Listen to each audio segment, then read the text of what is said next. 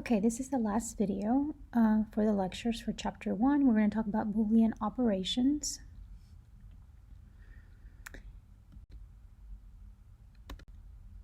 So Boolean operations is when we use the operators not, and, or.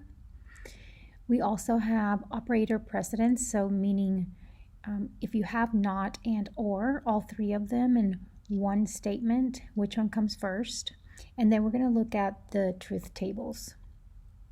And hopefully you'll remember this from your prior programming classes, and it'll be a review. So Boolean algebra is based on symbolic logic, and it was designed by George Boole. Boolean expressions are created from not, and or. So here on the left-hand side, you're going to see the notation, and here's going to show you the description of that notation.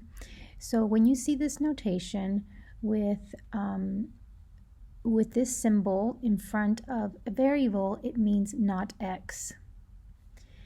The caret, we call this character the caret. When you see the caret, that means and I remember that the caret symbolizes and because it looks like an A, just doesn't have a little line in the middle. So this says x and y. The caret pointing downward is x or y.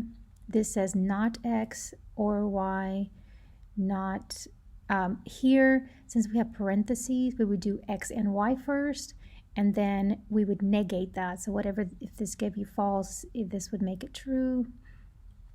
If this came out to true, this would then make it false, okay? And then here, it's x and not y. So first we would figure out what's not y, negate this, and then process x and whatever this value is. So not, like we said, inverses the Boolean value. So if it's false, if x is false, not x means true. If x is true, not x is false. So it just gives you the opposite of the true or the false.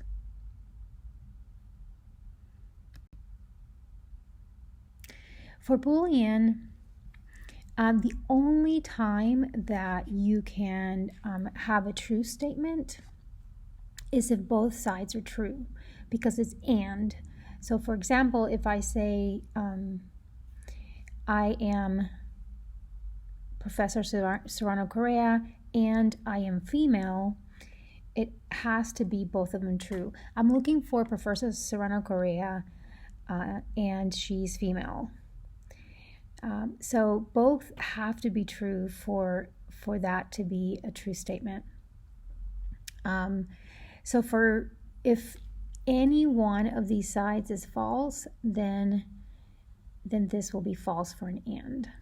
So am I Professor Serrano-Correa? Yes, that's true. Am I male? That's false.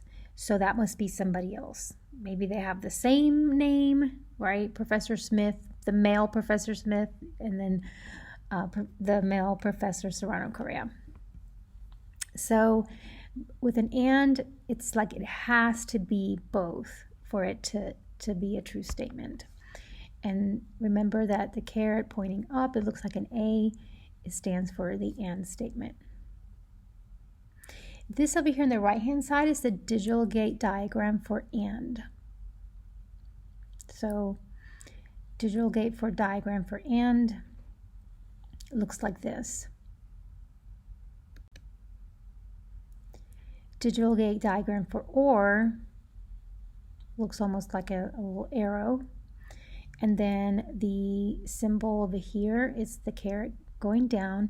And then for or, everything's going to be true if one of the sides is true, at least. One of the sides has to be true, then you're going to get true. Both sides are false, then you're going to get a false statement. So if we could say, do you want to eat rice or tortillas? So if you don't want to eat either one, then that would be false. So no, I don't want to eat rice, I don't want to eat tortillas, so you don't want anything. If you want at least one of those or both of those, then it would be a true statement. I feel like my examples are terrible, but I'm just trying to get them out of my head quickly. Okay, so it's an or, you have a choice, basically. It's what it's saying. Okay, operator precedence. So the first thing in this example that we're going to process is not. Not has precedence over everything, unless you have parentheses. Then parentheses come first. So first is parentheses. Then it's going to be not. Then it's going to be and then or. So here we would do not first, so we would negate whatever's here and then find out if this is true or false. Here, because we use parentheses, we got to do what's inside first, then do the not. And then here, we're going to do what's first in the parentheses, and then we're going to do this over here.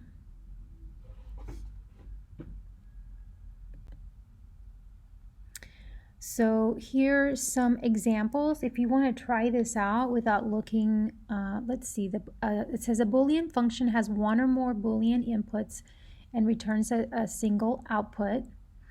So that's what those graphs showed. We have two inputs, a true, false, true, true, or whatever, and then we have one output. It's going to be a true or false. A truth table shows all the inputs and outputs of a Boolean function. So whenever you have a truth table, you have to show, well, what's x going to be? What's y going to be? Any kind of inputs, and then my one output. So in this example, we have x is false. So not x would give you true. Then you have true or false. So this y at this point is false. So not false is true, true or false is true. Anytime you have a true and an or, it really doesn't even matter what's over here, because if you have one true with an or, it's going to be true. Here you have, so we have not x again, so not false is true, true or true is true. Here we have not true is false, false or false is false. So remember, with a false, with an and an or, if it's false on both sides, then it's just false. I mean, you haven't said anything true, so it has to be false. Here we have an or, again, not true is false, false or true is true.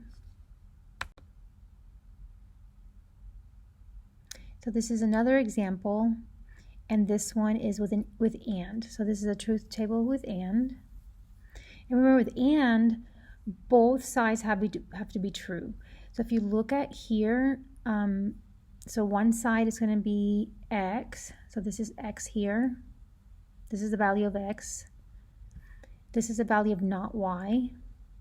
So the only time this is false and true, false and false, true and true, this is the only time you can get a true statement. True and false gives you false. Okay, this is an example where you have a Boolean operation here, Boolean operation here. So you first have to figure out what this is, if this is true or false. And then we figure out if this is true or false. And then we do the or. Now, the computer's really smart, and because it's an or, if this comes out to be true, there's no need to look at this. We can bypass that. And so I can process these logical operations much faster when we do that. So if you have an or and this is true, no need to look at this. It's going to be a true statement. If you have an and the first statement is false, no need to look at the second statement, because it's going to be a false expression. Okay. So in summary, assembly language helps you learn how software is constructed at the lowest level. So you really get to understand what's happening. When you're programming at a high level language with like Java, where you don't even get to mess with memory at all. You don't even get to see what's happening in memory in Java. Assembly language has a one-to-one relationship with machine language. So remember what that means is like one assembly language statement corresponds to one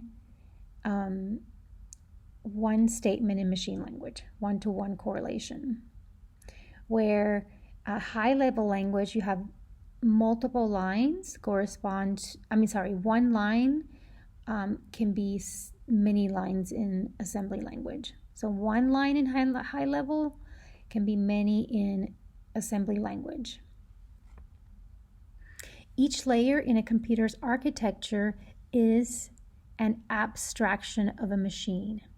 Layers can be hardware or software.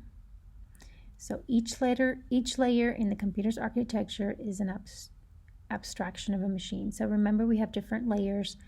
One of the layers can be the compiler that translates your high-level language to machine code.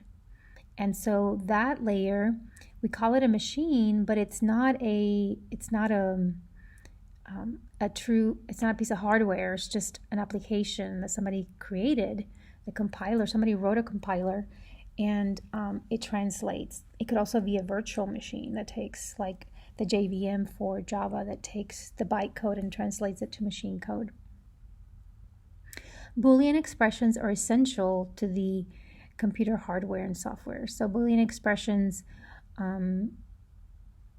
are true and are and or not expressions. And we use these logical expressions to be able to write our programs, and are very essential to our hardware and software. Okay, so this concludes Chapter 1. This is the end of Chapter 1 lectures. Please email me if you have any questions about this chapter. Thank you.